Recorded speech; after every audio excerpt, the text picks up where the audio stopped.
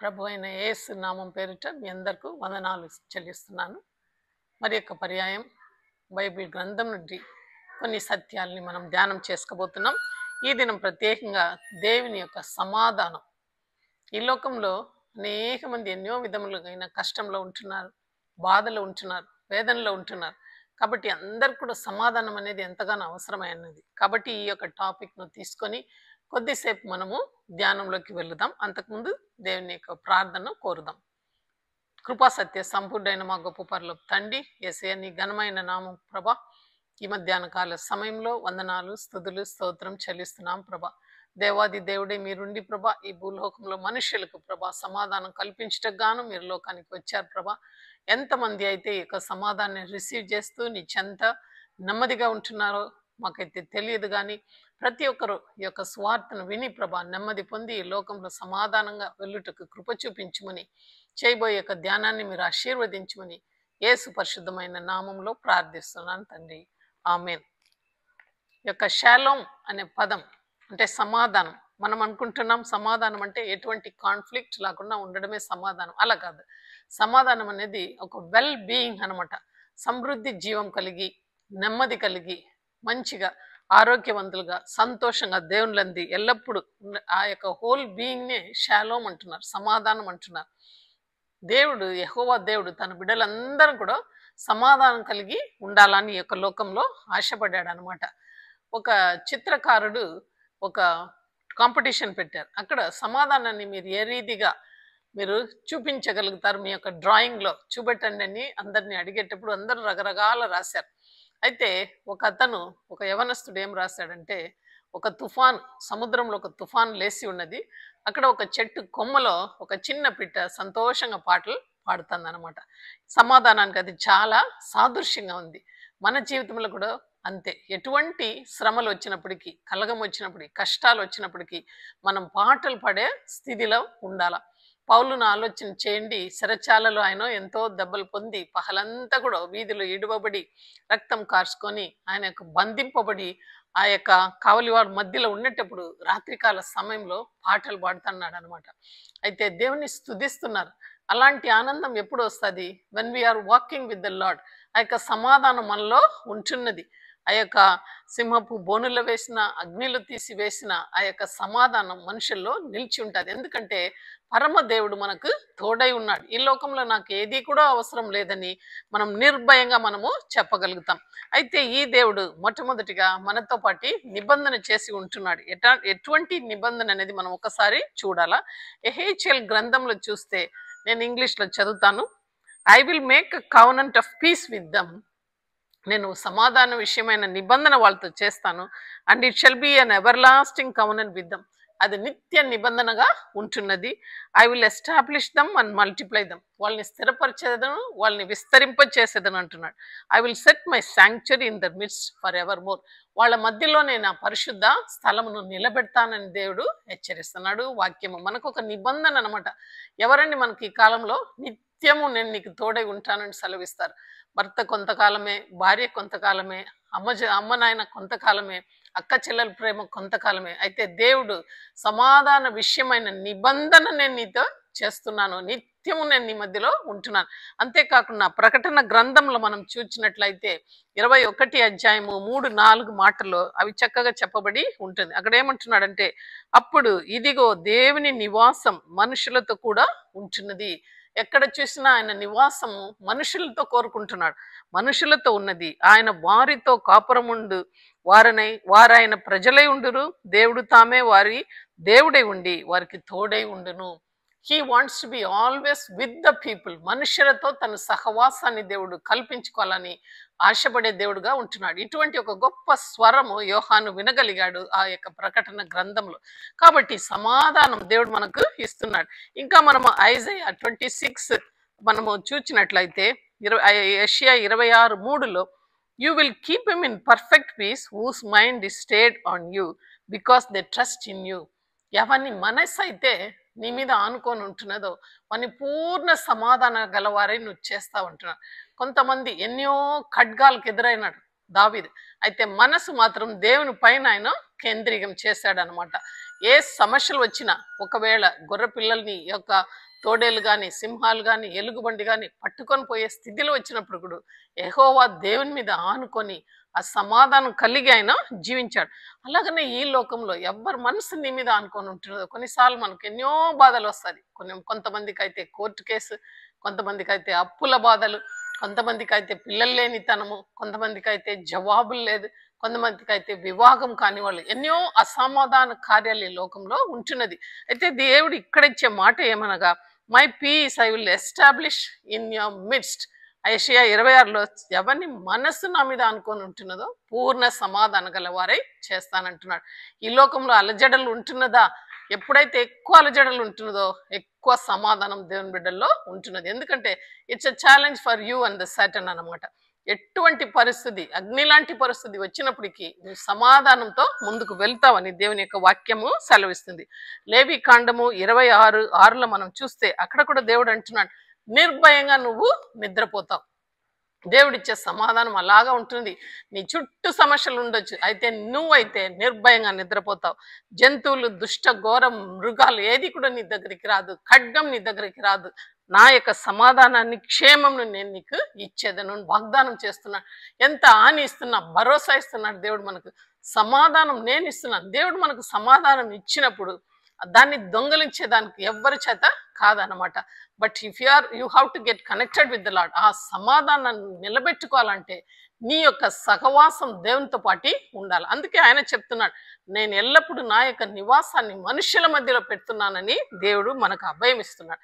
అంతేకాకుండా మనము ఈ యొక్క జడ్జెస్, న్యాయాధిపతుల్లో చూస్తే అక్కడ గిద్యోను చూస్తున్నాం. 6వ అధ్యాయం 24 మాటల్లో ఆయన చక్కగా చెప్తున్నాడు. గిద్యోను చాలా ఆలోచన చేసుకొని ఈ యొక్క ఇజ్రాయెల్ను విడిపించే వాళ్ళు ఎవరు కూడా లేదే, పూర్వకాలం గురించి ఎంతో గొప్ప సంగతులు చెప్తున్నారు, అవన్నీ ఏమైనాయని ఒక వృక్షం కింద ఆయన నిలబడినప్పుడు యెహోవా దూత ఆయనకు కనపడి, బలిష్టమైన వాడా, బహా నమ్మకమైన వాడా అని ఆయన పేరు పెట్టి పిలుస్తున్నాడు. పిలిచి ఏమంటున్నాడంటే, నీ ద్వారానే ఆ మిద్యానుల చేతుల నుండి ఇశ్రాయేలుని నేను విడిపించేదనని ఒక గొప్ప వాక్యాన్ని సెలవిస్తున్నాడు. దేవుడు నీకు తోడై ఉంటున్నాడు అంటున్నాడు. అప్పుడు ఆయన ఆ యొక్క దూతను అడుగుతున్నాడు, దేవుడు మాతో తోడుగా ఉంటే ఇలాంటి కార్యాలు మాకు ఎందుకు జరుగుతుంది అని ఆయన అడిగినప్పుడు అప్పుడు ఆయన అంటున్నాడు, నేను నిన్ను పంపేదను, ఒక్క మనిషిని చంపివేసినట్లు నువ్వు ఆ యొక్క పట్టణం అంతా వాళ్ళందరినీ కూడా మిద్యానులను నువ్వు నాశనం చేస్తావని వాగ్దానం ఇచ్చి ఆయన వెళ్ళిపోతున్నాడు. వెళ్ళిపోకముందు తన యొక్క అర్పణను గిద్యోను ఆ యొక్క దూతకు అక్కడ యెహోవా దేవుని కోసం బలి అర్పించినప్పుడు అగ్నిలో ఆ యొక్క దేవుడు ఉత్తరం ఇస్తున్నాడు. అయితే ఆయన ఆరోగ్యమైనప్పుడు గిద్యోను భయపడుతున్నాడు. ముఖాముఖిగా నేను యెహోవా దేవుని దూతను చూచిన ఆయన భయపడినప్పుడు దేవుడు ఒక మాట అంటున్నాడు. ఏమని చెప్తున్నాడంటే, గిద్యోను నువ్వు భయపడవద్దు, నీకు సమాధానం కలుగును కాక. అక్కడ కూడా ఏమంటున్నాడు, నీకు సమాధానం, నువ్వు భయపడవద్దు. ఎందుకంటే ఆయన అంటున్నాడు, వెంటనే ఆ స్థలమందు గిద్యోను ఏం చేస్తున్నాడంటే ఒక బలిపీఠంను అక్కడ యెహోవా దేవుని కోసం కట్టి ఆయన ఈ మాట సెలవిస్తున్నాడు, సమాధాన కర్తకు అధిపతి అని ఆ యొక్క స్థలంలో పేరు పెడుతున్నాడు. యెహోవా షాలోమ్ అనే యొక్క పేరును అక్కడ పెడుతున్నాడు. So we have a God who protects us, we have a God who gives us peace. అలాగా ఆయన పీస్ మనకి ఇచ్చేటప్పుడు మనం ఏ రీతిగా ఉండాలి, ఎట్టి సమాధానం కలిగి మనం ఉన్నామా. ఇంకా మరి యొక్క వార్త మనము ఓల్డ్ టెస్టమెంట్లో చూస్తే యెషయా 9:2-6 మనందరికి తెలుసు. మనందరికి క్రిస్మస్ టైంలో మాత్రమే దాన్ని మనము చదువుకుంటాం. అక్కడ ఏమంటున్నాడే 6వ అధ్యాయంలో, for unto us a child is born, unto us a son is given. అంటే మనకు ఒక శిశువు ఇవ్వబడును, ఒక కుమారుడు ఇవ్వబడును, ఆయన యొక్క రాజ్యం, ఆయన భుజము మీద రాజ్యం ఉండును, ఆయన నామము గొప్పది, ఆలోచనకర్త, బలవంతుడైన తండ్రి, నిత్యుడకు తండ్రి, సమాధానకర్తకు అధిపతి అని ఆయనకు పేరు పెట్టబడను. అంటే యెషయాలోనే మనకు వాగ్దానం ఇవ్వబడింది. అంటే దేవుని యొక్క రాకడ, యేసు యొక్క రాకడ గురించి అక్కడ సెలవిస్తుంది అనమాట. ఆయన భుజము మీద రాజ్యభారం ఉండును, ఆలోచనకర్త, ఆశ్చర్యకరుడు అని సెలవిస్తున్నారు. అలాంటి వాడు మీకు రాబోతున్నాడు. ఆయనే సమాధానకర్తకు అధిపతి. ఈ దినం ఎటువంటి కన్ఫ్యూషన్లో నువ్వు ఉండవు, ఎటువంటి ఒక అలజడలను ఉంటున్నావు, ఎటువంటి ఆందోళనను ఉంటున్నావు, నీకు వాగ్దానం ఇవ్వబడుతున్నది. Prince of peace is coming to you అంటే నువ్వు రిసీవ్ చేస్తున్నావా? ఈ యొక్క వాక్యం అంతా కూడా పాత నిబంధనలో మనకు తెలియగా చెప్పబడి ఉన్నది. వాళ్ళు నా ప్రజలు, నేను వాళ్ళ మధ్యలో ఉన్న నా నిత్య నిబంధనను నేను వాళ్ళతో చేస్తానని ఈ యొక్క యెషయా గ్రంథంలో కూడా ఎవరి మనస్సు నా మీద ఆనుకొని ఉంటుందో పూర్ణ సమాధానం గల వారే చేస్తానని ఆ యొక్క సమాధాన కర్త యొక్క అధిపతి తామే మన మధ్యలోకి వస్తున్నాడు. ఇప్పుడు కొత్త నిబంధనలు మనం చూసినట్లయితే కొన్ని మాటలను మనము జ్ఞాపకం చేసుకోవాలి. ఈ కొత్త నిబంధనలు మనం చూసినప్పుడు యేసయ్య ఆ యొక్క మాటను అక్కడ నెరవేర్చినట్లు చూస్తాం. లూకాసు వార్త 2:14 glory to God in the highest heaven and on peace to those on whom his favour rest. అంటే మనకి తెలుసు ఆ యొక్క కాపరులు అందరూ కూడా అలనాడు వాళ్ళు అక్కడ కాపరి అందరూ కూడా గొల్లలను కాపుతూ ఉంటుండగా ఆ యొక్క కొండ ప్రాంతంలో చీకటిలో ఒక పరలోక సైన్యం అంతా కూడా పాటలు పాడుతున్నారు. ఏమని పాడుతున్నారు? లోకమంతా కలుగుబో మహా సంతోషకరమైన శుభవర్తమానం. ఏది ఆ శుభవర్తమానం? యేసయ్య ఈ లోకానికి వస్తున్నాడు, చీకటిలో ఉన్న మమ్మల్ని ఆయన విడిపించుటకు వస్తున్నాడు. అంతేకాకుండా ఏమంటున్నారంటే తన ఇష్టులైన జనులకు సమాధానం. చూడండి, పరలోకమందు మహిమ, తన ఇష్టులైన ప్రజలకు భూమి మీద సమాధానం. Do you want that peace? ఆ యొక్క సమాధానం నీకు కావాలన్నా మనం ఆయన సన్నిధిలో నిలబడి ఆయన బిడ్డలుగా మనం అడిగినప్పుడు ఆ సమాధానం మనకు ఉంటున్నది. అదే మనం చూస్తాము. అయితే ఆ యొక్క మెస్సియా మన మధ్యలో వచ్చినాడు. అయితే ఎన్నో అద్భుత కార్యాలు చేశాడు. ఒకాన సందర్భంలో శిష్యులందరూ కూడా పడవలు వెళ్ళి పోతున్నారు. అయితే యేసయ్య పడవ కింద స్థలములలో పడుకొని ఉంటున్నాడు. అయితే తుఫాను రేగుతుంది. ఆ సమయంలో వాళ్ళు, అయ్యా మేము నశించిపోతున్నాం, నీకు చింత లేదా అని నిద్రపోయి యేసయ్యను లేపుతున్నారు. అయితే దేవుడు లేచి గాలిని సముద్రాన్ని ఆపుతున్నాడు. Be still, let there be peace అంటున్నాడు. సమాధానం కలుగును గాక అని ఆపుతున్నాడు. అయితే సముద్రాన్ని, గాలిని, తుఫాన్ని ఆపివేసే ఒక దేవుడు మనకుండగా ఎటువంటి సమస్య నీకున్నగా నీకు సమాధానం కలుగును గాక అని దేవుడు పలుకుతున్నాడు ఈ దినం. అంతేకాకుండా మనము మత్తయి సువార్త 5:9 మనం చూస్తాం, blessed are the peacemakers. మనమే ఆ యొక్క సమాధానాన్ని ఆయన దగ్గర నుంచి రిసీవ్ చేసుకొని అనేక మందికి సమాధానం కలిపేవారుగా మనము ఉండాలి. పాత నిబంధనలు చూస్తే అక్కడ చూస్తే అబ్రహాము, లోతు వాళ్ళిద్దరు కూడా కలిసి జీవిస్తున్నారు. వాళ్ళు జీవిస్తున్న స్థలంలో వాళ్ళ కాపురుల మధ్యలో ఆ యొక్క గలాటాలు లేస్తుంది. ఎందుకంటే కాపురుల మధ్యలో ఎక్కువ పశువుల మందలు, గొర్రెల మందలు విపరీతంగా పెరిగిపోయినాయి. ఆ సమయంలో అబ్రహాం పిలిచి లోతుకు సెలవిస్తున్నాడు, మన మధ్యలో కలగం వద్దు, ఎందుకంటే మనము బంధువులమని సెలవిచ్చి నీ కనుల ఎదుట ఈ సమభూమి ఉంటున్నది.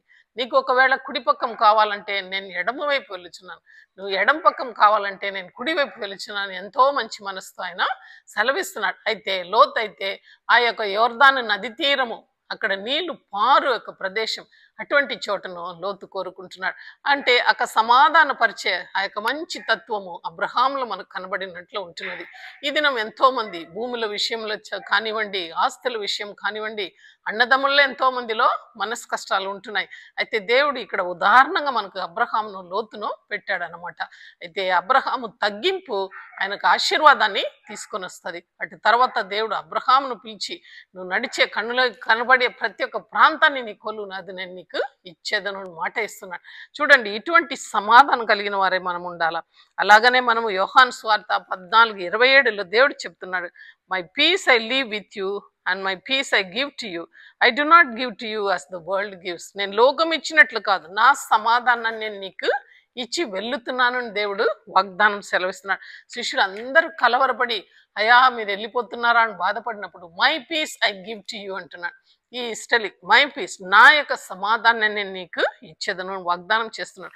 అంతేకాకుండా ఆ యొక్క శిష్యులందరినీ ఇద్దరిద్దరిని ఆయన పంపినప్పుడు, మీరు వెళ్ళి సమాధానం అని ప్రతి ఇంటికి చెప్పండి. ఎక్కడైతే నీ సమాధానంను వాళ్ళు రిసీవ్ చేస్తారో వాళ్ళ మీద ఆ యొక్క సమాధానం నిలిచి ఉంటుంది.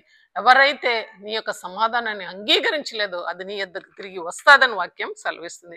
కడపటిగా దేవుడు ఆరోగణం అయినప్పుడు కూడా ఆ మాట యోహాను సువార్త 20:19 మనం చూస్తాం, పీస్ బీ విత్ యూ. అందరూ కూడా భయంకరంగా ఆ యొక్క మేడగదిలో ఉన్నప్పుడు దేవుడు వాళ్ళ మధ్యలో వచ్చి మీకు సమాధానం కలుగును గాక అని సెలవిస్తున్నాడు. చూడండి ఎన్ని చోట దేవుడు మనకు సమాధానం ఇచ్చే దేవుడుగా ఉంటున్నాడు.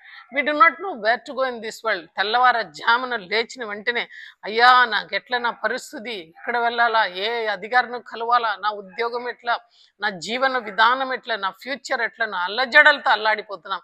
అయితే నీకంటూ ఒక గొప్ప దేవుడు ఉంటున్నాడు, సమాధానం ఇచ్చే దేవుడు ఉంటున్నాడు. అట్టి సమాధానాన్ని మనం రిసీవ్ చేసుకొని అలజడలు లేకుండా ఈ తుఫాను మధ్యలో నెమ్మది గల జీవితం మనం జీవించగలుగుతామా? దావీదు ఏమంటున్నాడు ఒకసారి చూస్తాం. దావీదు ఏమంటున్నాడంటే, నేను యెహోవా నెమ్మదితో పండుకొని నిద్రపోదాను, ఎందుకంటే నేను ఒంటరి అయినను నీవే నన్ను సురక్షితముగా కాపాడేదవు అని చెప్తున్నాడు. I will sleep in peace అంటున్నాడు. అంటే సమాధానంతో నేను నిద్రపోతానని దావీదు చెప్తున్నాడు. ఎందుకంటే ఆయన వాక్యాన్ని హృదయంలో పెట్టుకున్నాడు, ఆయనను చవి చూచినాడు, రుచి చూచినాడు యెహోవా దేవుని. అందుకే ఆ మాటను దావీదు గట్టిగా సెలవిస్తున్నాడు. అటువంటి నిద్ర నీకు ఉంటున్నదా? సమాధానమా నిద్రపోతున్నావా అని ఒకసారి మనము ఆలోచన చేయాల.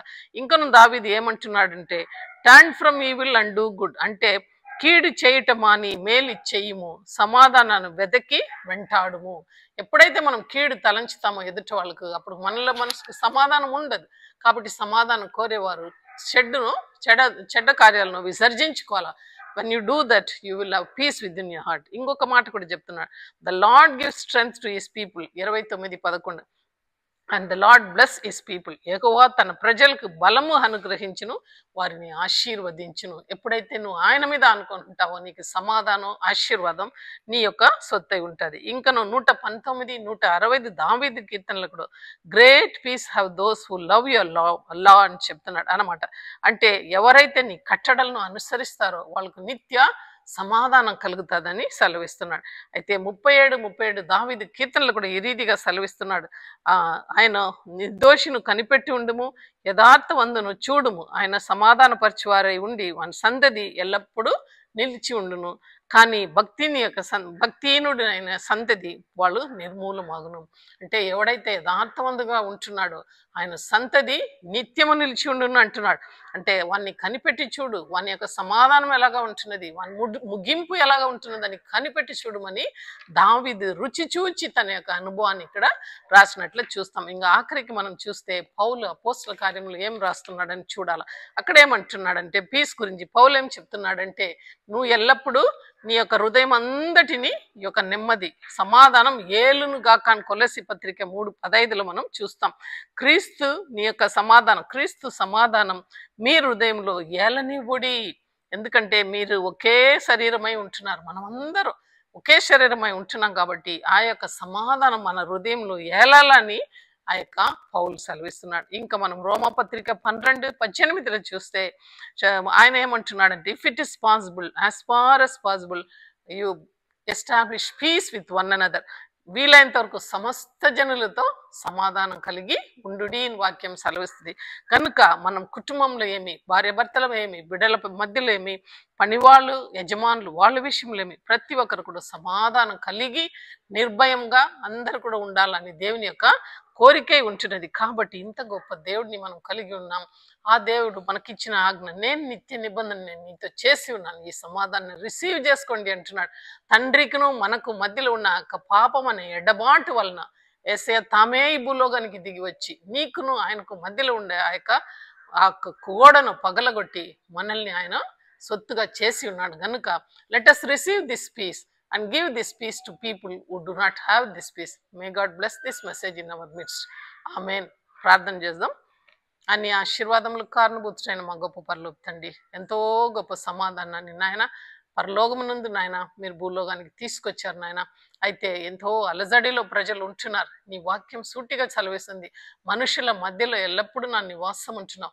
నిన్ను స్వీకరించి ప్రభా నీ యొక్క ప్రజలుగా ఉండి ప్రభా ఈ సమాధానాన్ని అందుకొని అనేక మందికి ఈ సమాధానాన్ని పంచిపెట్టేవారుగా మమ్మల్ని మార్చమని యేసు పరిశుద్ధమైన నామములో ప్రార్థిస్తున్నాం తండ్రి.